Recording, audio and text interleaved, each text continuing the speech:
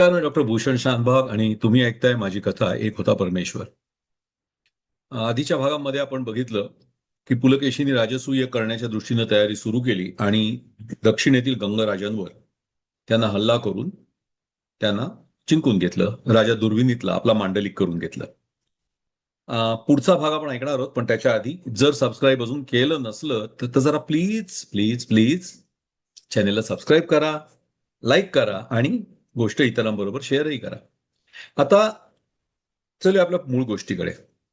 दुर्विनीतला जिंकलायला थलक्कड पर्यंत पुलकेशी गेल्याची बातमी इतर राजांपर्यंत पोहोचली होती. तर पूर्वेकडचे जे गंग राजे होते, मी आता गंग मी त्यांना म्हणतोय, त्यांचा उल्लेख उत्तर भारतीय साधनांमध्ये कलिंग असा आढळतो आणि त्यांची राजधानी आजच्या ओरिसामध्ये होती. पण त्यांचं राज्य प्रत्यक्षात खाली म्हणजे आजचा जो तेलंगणाचा आणि आंध्राचा भाग आहे तिथपर्यंत पसरलेलं होतं. आणि पल्लवांच्या राज्याशी त्यांची सीमा लागत होतीच. त्याप्रमाणे विदर्भ तलराजांचं होतं ते, आणि थोडाफार भाग मधला जो डिस्प्युटेड टेरिटरी आपण आजच्या काळात म्हणतो तसा होता. तर त्यांचा उल्लेख पूर्वगंग असा पुलकेशीच्या काळातल्या साधनांमध्ये आढळतो, ज्याला बाकीच्या साधनांमध्ये कलिंग म्हटलं जातं. त्यामुळे पूर्वगंग आणि दक्षिण गंग यांच्यात नाव काही साधर्म्य काहीच नव्हतं. ते एकमेकांचे नातेवाईक नव्हते किंवा असं काही नव्हतं. पण नाव त्यांचं गंगराजे असंच ओळखलं जात होतं. असू दे, तर सुरू करूया गोष्टीला. तर पुलकेशी दक्षिणेच्या भागात दूरवर गेलेला आहे, थलक्कडपर्यंत गेला हे बघून पूर्वगंगांची बुद्धी फिरली. त्यांनी अनेक दिवस पुलापासून दूर राहणं पसंत केलं होतं, पण आता मात्र त्यांनी बदामीच्या दिशेला कूच सुरू केलं. पूर्वेकडील गंग साम्राज्याची राजधानी दंतपुरम होती. ठीक आहे. तर ह्या दंतपुरमचा पूर्वगंग साम्राज्याचा सध्याचा राजा होता इंद्रवर्मन. एक लक्षात घ्या, सम्राट अशोकाने ज्या कलिंगांचा पराभव केला आणि त्याच्यानंतर बौद्ध धर्माची दीक्षा घेतली वगैरे ज्या गोष्टी आपल्याला बनवून सांगितल्या जातात, बनवून का सांगितल्या जातात त्याचं कारण वेगळं आहे, पण ते आता इथे सांगत नाही. पण तेच हे गंग साम्राज्य ते अजूनही अस्तित्वात होतं.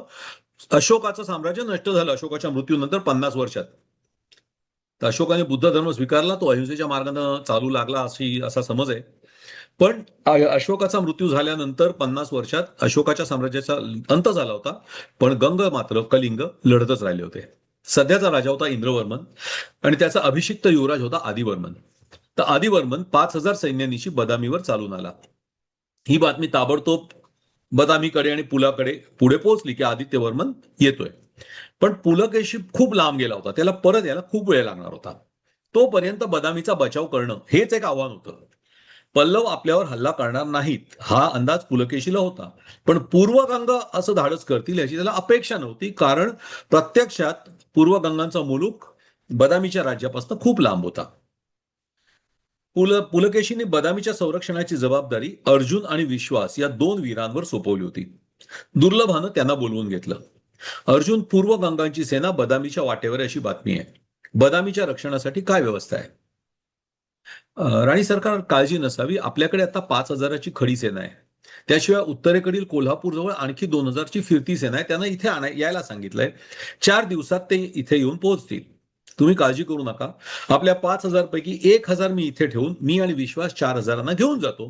आम्ही दोघे आणि कोल्हापूरहून येणारा अमरेंद्र, तिघं मिळून आम्ही गंगांना सहज थोपवू. ठीक आहे, दुर्लभाने सांगितलं. नमस्कार करून अर्जुन आणि विश्वास निघून गेले. अर्जुनच्या अंदाजापेक्षा गंगांची तयारी जास्त होती. समोरासमोर गंगांना तोंड द्यायचा त्याचा अंदाज चुकला. अनुभवाची कमी असल्यामुळे असेल, पण गंगराजांची धडक जास्त जोरदार होती. गंगांनी सरळ बदामीच्या दिशेनं मोर्चा धरला होता. त्यांना आडवं आलेल्या अर्जुन आणि विश्वासनं त्यांच्या स्वारीचा वेग थोडा कमी केला, पण दोघांना बऱ्यापैकी नुकसान झेलावं लागलं. दोघांचे मिळून 4,000 पैकी 1,000 लोक एकतर या हल्ल्यात मारले तरी गेले किंवा गंभीर जखमी झाले, इतके की त्यांना लढाईत भाग घेता येऊ नये. या दोघांनाही बदामीच्या दिशेनं माघार घ्यावी लागली. गंगांचंही नुकसान झालं होतं, पण पुलकेशी परत याच्या आत बदामी काबीज करायचं हा त्यांचा हेतू होता. त्यामुळे वेळ जाया न करता त्यांनी आणखी पुढे निघायची तयारी केली. हे बघून अर्जुन माघारी दुर्लभाच्या भेटीला आला. राणी सरकार, वेळ न घालवता मी मुद्द्याला हात घातला. आपण आपल्या मुलुखात थोडं राज्याच्या आतल्या बाजूला बनवासीच्या दिशेनं निघून जावं, म्हणजे आपण सुरक्षित राहाल. आम्ही राजेसाहेब परत येईपर्यंत काहीही करून गंगांना थोपवतो. दुर्लभा हसली. अर्जुन, राजाची राजधानी हातातून जाणं यासारखा अपमान नाही. राणी शत्रूच्या हातात पडण्या इतकंच ते सुद्धा भयानक आहे. मी मागे हटणार नाही आणि बदामी शत्रूच्या हाती पडू देणार नाही. काय वाटेल ते झालं तरी चालेल. तू आणि विश्वास एक काम करा. कोल्हापूरची सेना कुठवर आली आहे? राणी सरकार उद्याला ते इथे येऊन पोहोचतील. ठीक आहे. आणि गंगांची सेना? ती 3 दिवसात येऊन पोहोचेल. म्हणजे कोल्हापूरचे 2,000 इथे आले की पुढल्या 2 दिवसात त्यांना गंगांना तोंड द्यायला लागेल, असंच ना? होय राणी सरकार. मग तुम्ही दोघे काय करणार? कोल्हापूरहून अमरेंद्र येऊन मिळाला की आम्ही गंगांना आडवे जाणार आणि त्यांना थोपवण्याचा प्रयत्न करणार. दुर्लभा हसली. यापेक्षा वेगळा काही विचार केलात? म्हणजे म्हणजे असं, गंगांना समोरासमोर तोंड न देता त्यांना मागे हटायला लावता येऊ शकतं किंवा दुहेरी हल्लाही करता येऊ शकतो. मी समजलो नाही राणी सरकार. तू आणि विश्वास उद्या सकाळी प्रत्येकी 1,500 घोडदळ घेऊन निघा. गंगांच्या कलबुर्गी आणि बिदरवर हल्ला करा. कुठेही येत असलेल्या गंगसेनेला समोरासमोर तोंड देऊ नका. वेगानं वेळ न घालवता सडे गेलात तर 2 दिवसात तुम्ही कलबुर्गीवर जाऊन पोहोचाल. तुम्ही तिथे घुसल्याचं गंगांना कळलं की गंगांना मागे फिरावंच लागेल. तोपर्यंत गंगा बदामीवर पोहोचत नाहीत हे अमरेंद्र पाहिल. नमस्कार करून अर्जुन निघून गेला. दुसऱ्या दिवसाची वाट न पाहता त्याच दिवशी तो आणि विश्वास कलबुर्गीच्या दिशेनं निघून गेले. उरलेली सेना बदामीच्या बाजूने होती. अमरेंद्र अपेक्षेप्रमाणे दुसऱ्या दिवशी येऊन पोहोचला. आता बदामीजवळ 3,000ची सेना होती तर गंगांजवळ 5,000. 3,000 सेनेला आपण सहज पराभूत करू शकू याचा गंगांना विश्वास होता. बदामीच्या पूर्वेला 1 मजल अंतरावर हुनगुंड इथे गंगांची छावणी पडली. पण गंगांच्या अपेक्षेप्रमाणे बदामीची किल्लाबंदी न करता 2,000ची अमरेंद्रची सेना ऐन रात्रीची हुनगुंडच्या छावणीवर चालून गेली. वेगानं आलेला अमरेंद्रचा तडाखा जोरदार होता. गंगांच्या छावणीत गोंधळ माजला. काय होतंय कळायच्या आतमध्ये झपाट्याचा वार करून अमरेंद्र लांब छावणीच्या पलीकडे निघून गेला होता. घाईघाईत गंगांचं सैन्य लढाईला तयार होऊ लागलं. अमरेंद्र छावणीच्या पूर्वेकडे गेला होता. तो परत हल्ला करायला येईल म्हणून शक्य होईल तितके सैनिक पूर्वेच्या दिशेला जाऊ लागले. इतक्यात अनपेक्षितपणे गंगांच्या पिछाडीवर जोरदार हल्ला झाला. पिछाडी बेसावत होती. छावणीत असलेल्या गवताच्या गंजांवर पेटत्या मशाली पहिल्यांदा फेकल्या गेल्या. गवत पेटलं. गंगांची उरली सुरली घोडी आणि हत्ती आगीच्या तडाख्यात सापडले. पूर्वेकडे गेलेले सैनिक माघारी वळेपर्यंत अनेक घोडे होरपळून मेले होते. हत्ती साखळ्या तोडून सैरा वैरा पळत होते. अचानक हा हल्ला कुठून आला हे गंगांना तर कळत नव्हतंच, पण अमरेंद्र सुद्धा बुचकाळ्यात पडला होता. त्याची सेना त्याच्या बरोबर होती. जेमतेम 1,000ची सेना बदामीच्या रक्षणासाठी होती. कुठलाही मोठा सेनानी जवळपास नव्हता. मग गंगांच्या छावणीवर असा धडसी हल्ला केला कोणी? इतक्या छावणीला वळसा घालून एक हरकारा अमरेंद्रपाशी आला. छावणीच्या पिछाडीला स्वतः राणी सरकार असून तिथून शिंगांचा आवाज झाला की दोन्ही बाजूनी छावणीवर हल्ला करायचा निरोप त्यानं आणला होता. गंगांचं सैन्य आग विझवण्याचा प्रयत्न करत होते. आजूबाजूला पुरेसं पाणी नसल्यामुळे ते अवघड होतं. कसे बसे हत्ती काबूत आणले गेले. माहूत त्यांना साखळ दंडानं बांधून ठेवत होते. गंजीतलं गवत पूर्णपणे जळून गेलं होतं. राहुट्या तंबू आगीच्या भक्ष्यस्थानी पडले होते. अजून आकाश धड फटफटलंही नव्हतं इतक्यात एक शिंगांचा आवाज आकाशात घुमला. काय होतंय कळायच्या आत दोन्ही बाजूनी जळत्या छावणीवर हल्ला चढवला गेला. स्वतः राणी दुर्लभा हातात ढाल आणि तलवार घेऊन लढत होती. तिला बघून इतरांनाही स्फुरण चढलं. गंगांच्या सैरभैर झालेल्या सैन्याची खांडोळी उडू लागली. कोणीतरी पुलकेशी स्वतः येऊन पोहोचल्याची आवई उठवली आणि गंगांचा धीर खचला. गंगराज इंद्रवर्मनचा पुत्र आदिवर्मन हा सैन्याचं नेतृत्व करत होता. तो स्वतः तलवार घेऊन दुर्लभाला सामोरा आला. पण आपल्या समोर लढणारी व्यक्ती पुरुष नसून स्त्री आहे हे कळल्यावर त्याला स्वतःबद्दल फाजील आत्मविश्वास वाटायला लागला. दुर्लभाच्या युद्ध कौशल्याची त्याला कल्पना नव्हती. अचानक दुर्लभानं केलेला वार त्याच्या कुशीवर उतरला. अंगात जाळीचं चिलखत असल्यानं त्याला दुखापत झाली नाही, पण तो चवताळला. दुर्लभाच्या खांद्यावर वार करण्यासाठी त्यानं तलवार उचलली, पण त्याचा वार चुकवून दुर्लभानं त्याच्या पिंढरीवर वार केला. आदित्यवर्मन खाली पडला. तितक्यात दुर्लभाची तलवार त्याच्या गळ्यात घुसली. आदिवर्मन पडलेला पाहून गंगांच्या सैन्याची पळापळ सुरू झाली. अमरेंद्रच्या सेनेनं लांडगेतोड केली. लवकरच गंगांची सर्व सेना नष्ट झाली. पुलकेशी परत बदामीला आल्यावर त्याला सर्व हकीकत कळली. दुर्लभानं स्वतः धोका पत्करल्याचं कळता तो थक्क झाला. यापुढे बदामीच्या रक्षणासाठी अधिक बंदोबस्त ठेवणं आवश्यक आहे का त्याची गरज नाही, आणि राणी दुर्लभा असताना बदामीची काळजी करायचं कारण नाही, या प्रश्नाचं उत्तर मात्र त्याला कधीच मिळालं नाही.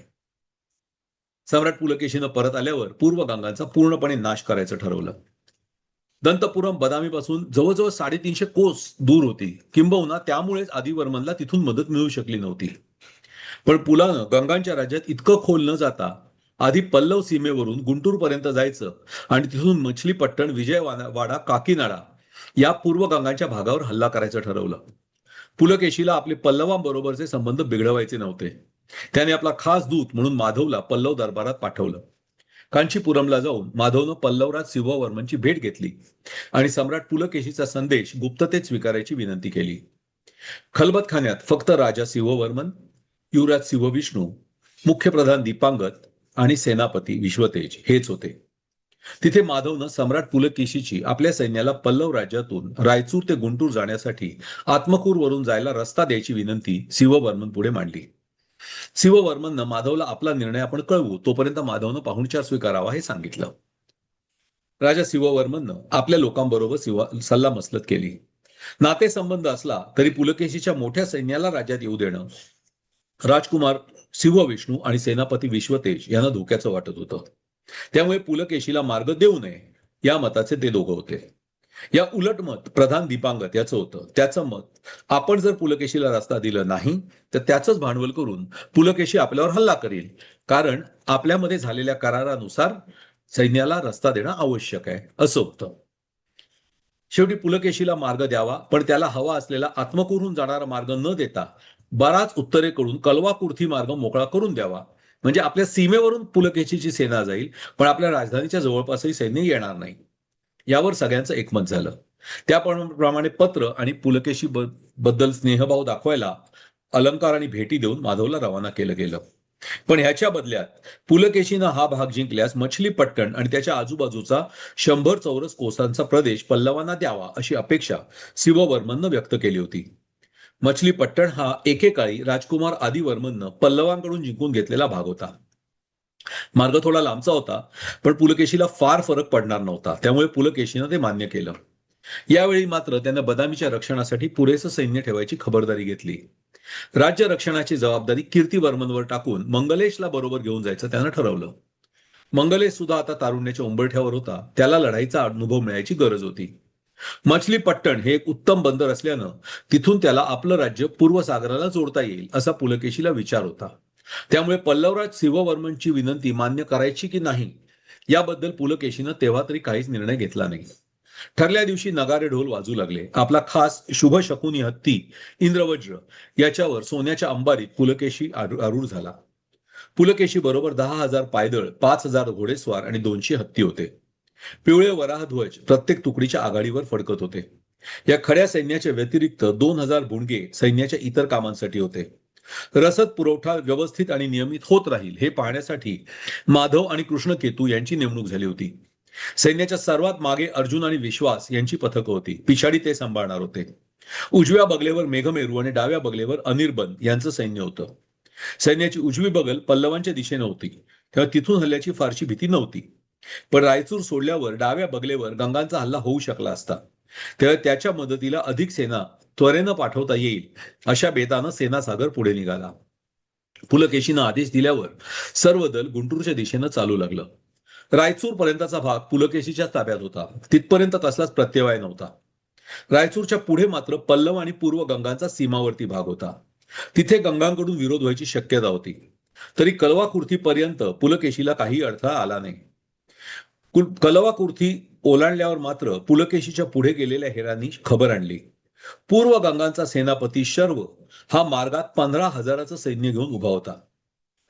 पुलकेशीच्या सैन्याच्या बरोबरीनं हे सैन्य होतं. शर्व सुद्धा तयारीचा योद्धा. पूर्व गंगांच्या जवळजवळ 40,000 चौरस कोस साम्राज्याचं रक्षण ही काही सोपी बाब नव्हती. शर्वाचा पराभव केल्याशिवाय गुंटूरकडे सरकणं अशक्य होतं. कलवाकुर्थीपासून 2 दिवसांच्या अंतरावर शर्वाचं सैन्य होतं. पुलकेशीच्या पिछाडीला अर्जुन आणि विश्वास होते. पुलकेशीनं त्या दोघांना मागच्या मागे जाऊन उत्तरेकडील रस्त्यानं 4,000 घोडदळ घेऊन जाऊन शर्वाच्या पिछाडीला पोचायला सांगितलं. शर्व त्यांना अडवण्यासाठी मागं फिरला तर पुलकेशी त्याच्यावर हल्ला करणार होता. अन्यथा त्यांनी शर्वाची पिछाडी घालायची आणि शर्वाकडे येणारी रसद तोडायची ही कामगिरी त्यांच्यावर सोपवली होती. त्यांना जाऊन 3 दिवस झाले. पुलकेशी आपला तळ उठवून शर्वाच्या आणखी जवळ आला. कुठल्याही दिवशी युद्धाला तोंड लागलं असतं. दुसऱ्या दिवशी पुलकेशी आपल्यावर हल्ला करणार याची शर्वाला खात्री होती. त्यानं सैन्य तयारीत ठेवलं. सूर्य उगवता उगवता पुलकेशीच्या सैन्यातून 1,000 स्वार शर्वाच्या सैन्याच्या दिशेनं दौडत निघाले. शर्व तयारीत होता. त्यांचा प्रतिकार करायला शर्वाची सेना हत्यार उचलून हुशार झाली. तोच येणाऱ्या सैन्यानं मार्ग बदलला आणि ती माघारी गेली. दिवसभरात 4-5 वेळा हाच प्रकार घडला. याचं कारण शर्वाला समजेना. एकही बाण न सोडता, एकही वार न करता हे सैन्य नुसतं आपल्या पुढ्यात येऊन उभं काय यानं तो बुचकायत पडला. पुलकेशी आपल्यावर हल्ला करायला घाबरतो आहे म्हणावं तर त्याची सेना मागही हटत नव्हती. हल्ल्यासाठी तयार आहे म्हणावं तर पुढेही येत नव्हती. दुसऱ्या दिवशी याचीच पुनरावृत्ती झाली. आता मात्र शर्वाला शंका येऊ लागली. बहुधा आणखी मोठी सेना पुलकेशीला मिळण्यासाठी येत असावी आणि पुलकेशी हल्ला करण्यापूर्वी तिची वाट बघत असावा असा शर्वाचा समज झाला. त्यानं आपलं सैन्य थोडं मागे घ्यायचं ठरवलं. आघाडीवर असलेल्या हत्तींपैकी निम्मे हत्ती आधी त्यानं सैन्याच्या मागे घ्यायला सुरुवात केली. पुलकेशी याचीच वाट पाहत होता. सैन्याचं तोंड फिरलं आणि अचानक पुलकेशीनं आक्रमणाचा आदेश दिला. वेगानं येणाऱ्या घोडदळाला तोंड द्यायला सर्व सेनेला परत फिरावं लागणार होतं. पण यातले निम्मे हत्ती शर्वाच्या सैन्याच्या मध्येच अडकले. त्यांचा लढाईत आता काहीच उपयोग नव्हता. त्यांना घाईघाईनं पुढे आणण्यात शर्वाच्याच सेनेची अडचण येत होती. तरी शर्वानं त्यांना पुढे आणण्यासाठी आपलं घोडदळ आणि पायदळ बाजूला करायला सुरुवात केली. पण हत्ती पुढे येण्यापूर्वी त्यातून पुलकेशीच्या सैन्याच्या तुकड्याच आतमध्ये घुसल्या. इतक्यात एक हरतारा कसा बसा शर्वापर्यंत येऊन पोहोचला. आपल्या पिछाडीवर जोराचा हल्ला झाल्याची बातमी तो घेऊन आला होता. शर्वाचा आपल्या सैन्यावरचा ताबा सैल पडू लागला. त्याच्या पुढे पुलकेशी होता, पिछाडीवरही पुलकेशी होता आणि सैन्याच्या मध्ये घुसलेल्या सैन्याच्या तुकड्यामुळे त्याच्या सैन्याच्या हालचालीत कसलाच समन्वय राहिला नव्हता. अचानक पुलकेशीनं आपल्या राखीव सैन्याला शर्वावर हल्ला करायला पाठवलं. ताज्या दामाची पुलकेशीची सेना शर्वाच्या थकलेल्या, गोंधळलेल्या सैन्याला चिरीत शर्वाच्या दिशेनं येऊ लागली. शर्वाला आपल्या सर्व बाजूला पिवळे वराहध्वज दिसू लागले. आपण पूर्णपणे वेढले गेलो याची त्याला जाणीव झाली. अचानक शर्वाच्या हत्तीवर जोराचा हल्ला झाला. कोणीतरी चणीनं लहानखुरा पण चपळवीर, दात असलेली वाकडी तलवार घेऊन घोड्यावरून वेगानं मधल्या सैनिकांना छाटत दौडत आला आणि त्यानं शर्वाच्या हत्तीची सोंड छाटून टाकली. घाबरलेला हत्ती माघारी वळला. सेनेला तुळवीत सैरावैरा धावू लागला. त्याचा माहूत आता त्याला आवरू शकत नव्हता. आपल्या सेनापतीला घेऊन त्याचा हत्ती आपल्याच सेनेला तुळवतोय हे पाहून शर्वाच्या सैन्याचा धीर खचला. सैन्याची फळी फुटली. पळ सुरू झाला. पुलकेशीच्या सैन्याचा प्रचंड विजय झाला. पिवळा वराहध्वज डौलानं फडकत होता. शर्वाचा वाकडा तिकडा धावणारा हत्ती थोड्याच वेळात रक्तस्रावानं थकून खाली कोसळला. शर्व जखमी झाला. त्याला बांधून पुलकेशीच्या समोर आणलं गेलं. पण सगळ्यात एक गोष्ट कोणालाच समजली नव्हती. शर्वाच्या हत्तीची सोंड छाटणारा वीर कोण? पुलकेशी त्या वीराला शोधत होता. इतक्यात त्याच्या समोर मंगलेश आला. तीच वाकडी दात असलेली तलवार त्याच्या हातात होती. लढाईच्या धुमश्चक्रीत पुलकेशी मंगलेशला विसरूनच गेला होता. शर्वाच्या हत्तीची सोंड तू छाटलीस? पुलकेशीनं विचारलं. मंगलेशनं फक्त होकारार्थी मान हलवली. मंगल, एक गोष्ट लक्षात ठेव. आज तुझ्या शौर्यामुळे आपण लढाई जिंकलो असलो तरी तू केलेलं कृत्य अविचाराचं होतं. सेनापती जोवर सुरक्षित आहे तोवर त्याचं सैन्य शौर्यानं लढत असतं. सेनापती पडला किंवा जखमी झाला तर सैन्याचा धीर खचतो. शर्व हत्तीवरून खाली आल्यावर त्याच्या सैन्याचं काय झालं हे तू पाहिलंच आहेस. यापुढे जास्त काळजी घेत जा. इतक्यात बांधून आलेल्या शर्वाकडे पुलकेशीची नजर गेली. याचं काय करायचं सांग? पुलकेशीनं मंगलेशला विचारलं. अप्पा, तो हरलाय. त्याच्या नाकर्तेपणामुळे त्याच्या सैन्याचं नुकसान झालं आणि तोच जबाबदार आहे. त्याला साडी चोळी घालून नाचायला सांगा, मंगलेश म्हणाला. पुलकेशीचा आपल्या कानावर विश्वास बसत नव्हता. मंगले, काय सांगतोयस तू? होय अप्पा, असल्या पराभूतांबद्दल माझ्या मनात एकच गोष्ट आहे. हा मर्द नाही, हिजडा आहे. त्याला हिजड्याप्रमाणे नाचवा. मंगलेशच्या पराक्रमानं युद्ध जिंकलं गेलं होतं. त्याचं काय करायचं हे पुलकेशीनं मंगलेशला विचारलं होतं. त्यामुळं त्यानं दिलेली शिक्षा अंमलात आणली गेली. लाजेनं काळा पडलेला शर्व पुलकेशीच्या सेनेपुढे साडी नेसून नाचवला गेला. थोडा वेळ त्याचा नाच पाहून मंगलेश पुढे झाला. डाव्या हातात शर्वाचे केस धरून उजव्या हातातल्या तलवारीनं त्यानं शर्वाचं डोकं उडवलं. आता हे धड असंच इंद्रवर्मनकडे पाठवून द्या, मंगलेश म्हणाला. मात्र पुलकेशी मध्ये पडला. नाही मंगल, एक तर दंतपुरम इथून खूपच लांब आहे. हे मृत शरीर इतक्या लांब नेणं शक्य नाही. दुसरं म्हणजे किती झालं तरी तो गंगांचा सेनापती होता. त्याच्या मृत शरीराची विटंबना आणखी नको. त्याचा दहन संस्कार इथेच करून टाकू. पुलकेशीच्या आज्ञेनं शर्वाचा अंत्यसंस्कार केला गेला. पण त्याची रक्तानं माखलेली साडी आणि चोळी इंद्रवरूंकडे दंतपुरमला पाठवून दिली गेली. हा व्हिडिओ इथेच थांबूया. पुढच्या भागात भेटूच. पाहत राहा. एक होता परमेश्वर.